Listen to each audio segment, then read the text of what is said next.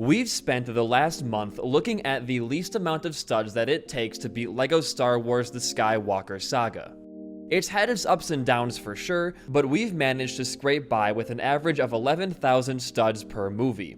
I know that sounds kind of bad, but when you factor in the vehicle levels and the studs that are just automatically given to you, it actually comes out to be pretty clean. Well, at least it did. I'm going to try my best to not spoil too much about this video just yet, but the sequel trilogy has almost double the studs of the last two trilogies combined. Hell, one of the sequel movies alone does that same exact thing. This has forced me to make a judgment call.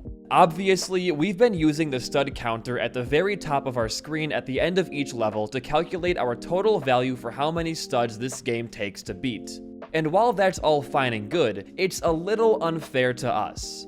The fun of this challenge is trying to find ways around studs that are feasible, like stud pulling or launching, for example. When a level like, let's say Now This Is Pod Racing, gives you over 30k studs just for beating the level, it kind of makes this whole thing feel a bit more lame.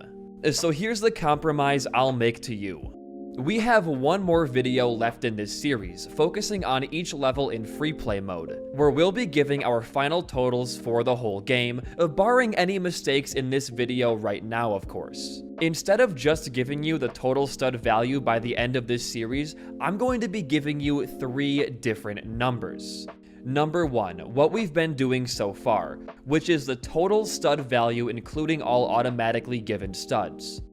Number 2, that same number, but without any automatically given studs. And number 3, the physical number of studs touched. For example, if we touch a gold stud, that's 1. If we then grab a silver stud, that's 2. I hope that can make everybody happy, but right now, let's check out the mistakes I made in the last video to get our total to be more accurate.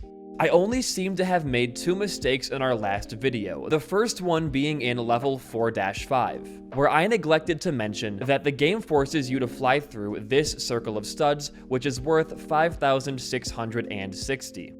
The other mistake that I made was in level 5-2, where I believed I had to shoot the AT-ATs when they're down, but apparently I didn't, which ended up saving us 2,370 studs combined, giving us a hopefully more accurate prequel and original trilogy total of 69,408. Nice. Let's not waste any time and get right into today's topic, the sequels. Again, if you haven't seen both part 1 and 2, I highly recommend checking those ones out first, since those videos explain most of the unique tech that we'll be using, and you can find those videos linked down below. If you've been enjoying this series thus far, liking and commenting really go a long way to help show support for my channel, and keeps me motivated to do more stuff like this, but no pressure. Anyways, let's continue to answer our question of how many studs that it takes to beat LEGO Star Wars The Skywalker Saga.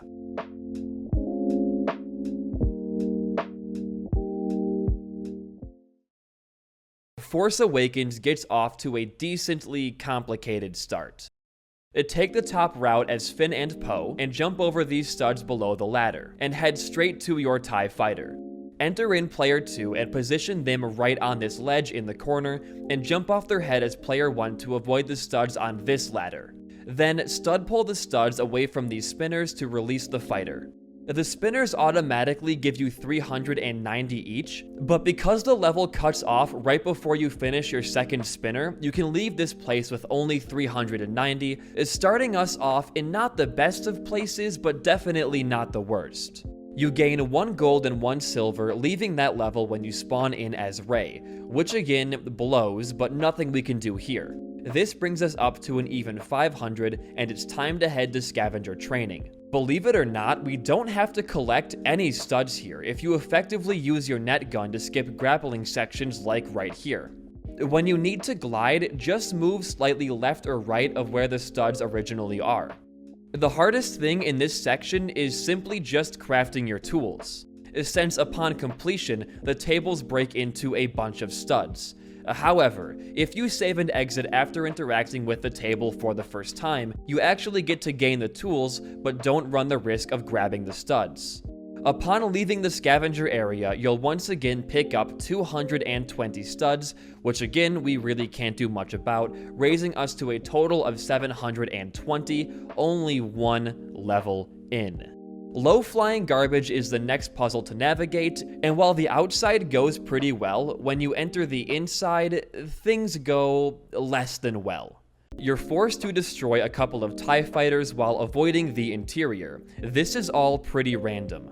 It depends on how fast the TIE fighters spawn, how many worker droids decide to just randomly die, etc, etc. But the lowest I left this area with was 25,190.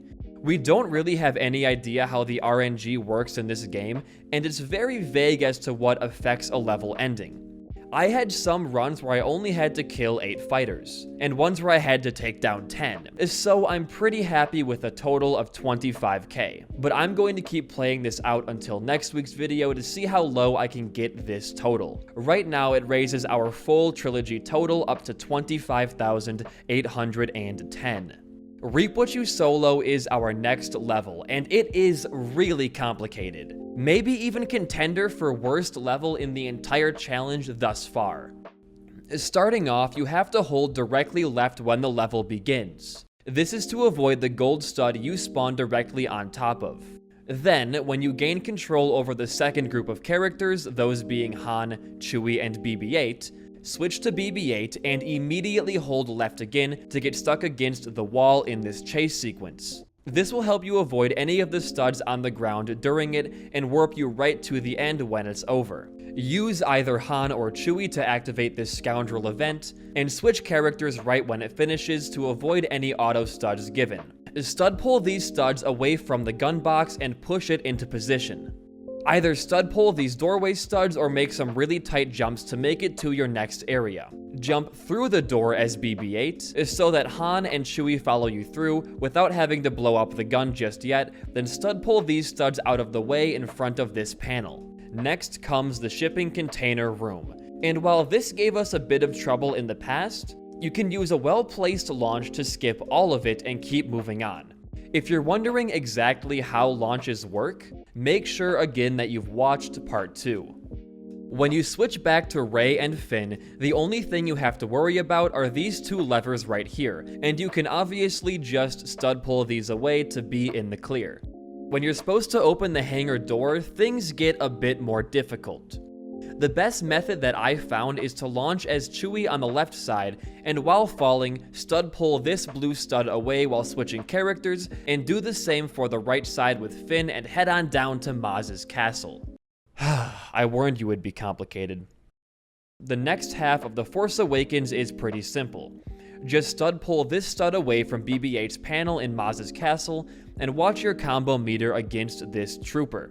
You can make it all the way to our next story progression with ease, but leaving this area provides us with a big issue, since there are studs outside of the door. Luckily for us, we're actually able to just fast travel away from here all the way to Star Killer Base. Next up, we have another vehicle level, and if you only take out the required obstacles, you'll leave this area with 18,800 studs, raising our total up to 44,610 for the movie thus far. And for our big grand finale of this movie, you'll be chasing Kylo through the forest. And while it's mostly pretty cut and dry just jumping around obstacles, when Kylo breaks the ground at this point in the level, you will automatically gain 420 studs that you are unable to dodge. Everything else from this point goes pretty well, ending off this movie at a stupidly high number of 45,030 studs, more than the entirety of the prequels combined. Oh, but don't worry, it still gets way worse. Starting off The Last Jedi with a vehicle level is not a good sign, and this is a pricey one. You have to take out 15 cannons, each giving you 790 studs per cannon, for a total of 11,850 studs in the first half. In the middle of this first half as well, the game puts you in a scripted cutscene that blesses you with 3,330 studs, bringing us up to 15,180. The second half starts you out entering into a ring of studs, which gives you another 1100. You then have to shoot these bay doors closed using torpedoes, which there are only 4 of. Each gives you 1390, multiply that by 4 for a total of 5560. And a level total of 21,840. Jesus. This raises the trilogy total all the way up to 66,870. Now level 2 on Canto Bight goes a bit better, but it's still somewhat difficult. Everything just kind of comes down to stud pulling. Stud pull this gold stud off this button. Stud pull these studs away from this central power thing. Break it, and then stud pull these away from the door and just move on. Everything is also fine on Octo. Just make sure that when you're doing the mirror section, that you watch your depth and when you need to jump. When each portal spawns, enter from above to avoid the studs on the ground. Nothing of note happens in the Snoke fight, but a lot of things to note happen in Chrome Dome Down, which by far is the worst level in the entire challenge. So what do we talk about first? Maybe the fact that the game spawns you directly on top of 4,360 studs at the bare minimum? Or how about the fact that the entire level is based off of how fast you go, as well as really brutalizing RNG? The entire premise of this level is that the ship you're on is falling apart, and every time a ceiling tile hits the ground, you gain around 3,000 to 5,000 studs each time. The beginning of the level is just fine, and the second Phasma phase is okay too. But once phase 3 starts, the tiles begin falling, and in my testing, the tiles falling are completely random. But obviously, the longer you stay in the level, the higher chance more studs have of falling. The general strategy here is to just go really fast. The only grounded studs you have to worry about here are the ones in the cannon, which you can just dodge by jumping over them, and the ones in front of this power core, which you can just pull away. As long as you cut this final corner really tight, you'll be able to skip an extra 110 studs here as BB-8. The lowest I left this level with was a dead even 25,000.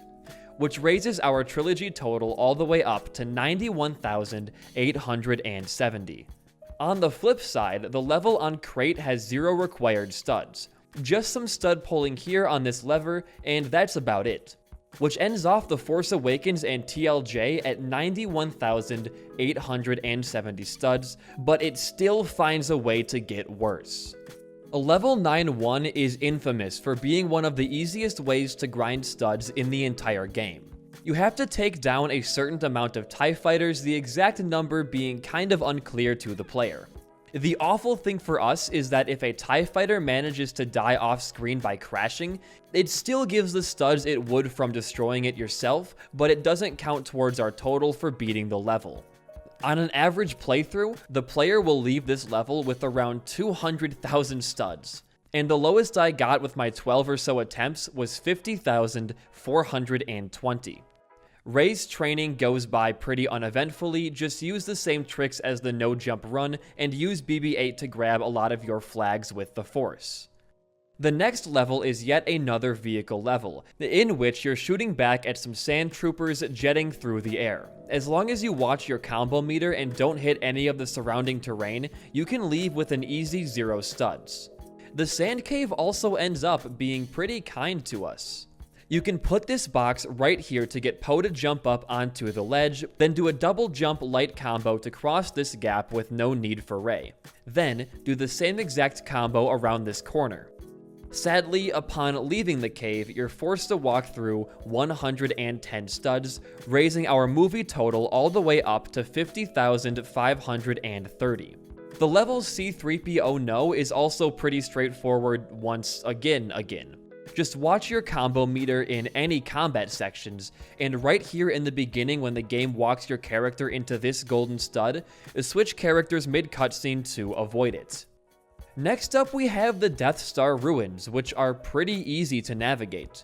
First off, force BB-8 across this bridge, then jump up here as Rey, force a box, then jump off of that box to make this extremely tight corner jump. We can use the same general strategy as the no jump run, along with a couple of these force crates, to get BB-8 all the way up to our top layer by themselves.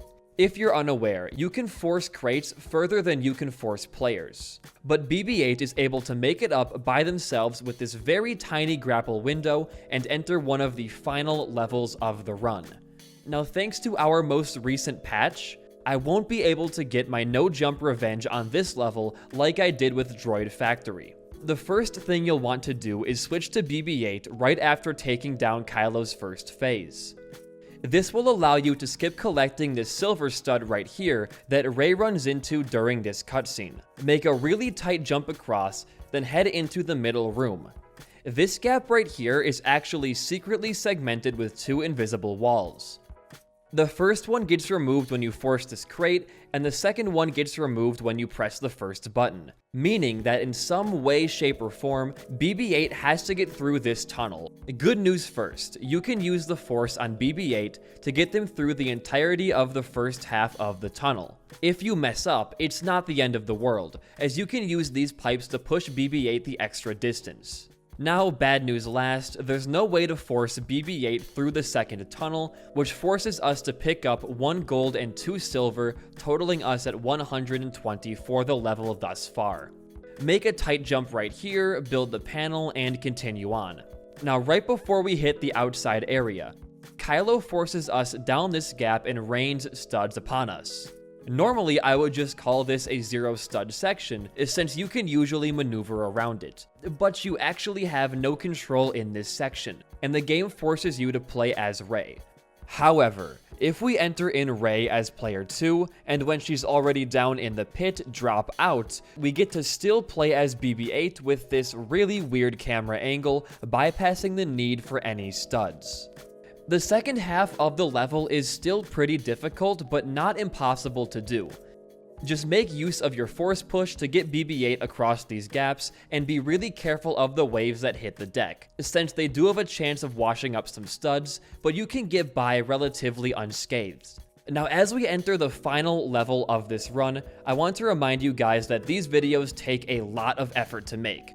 And if you've watched this far in, you're probably enjoying the content, and liking, subscribing, or commenting really does go a long way to help out smaller channels like mine.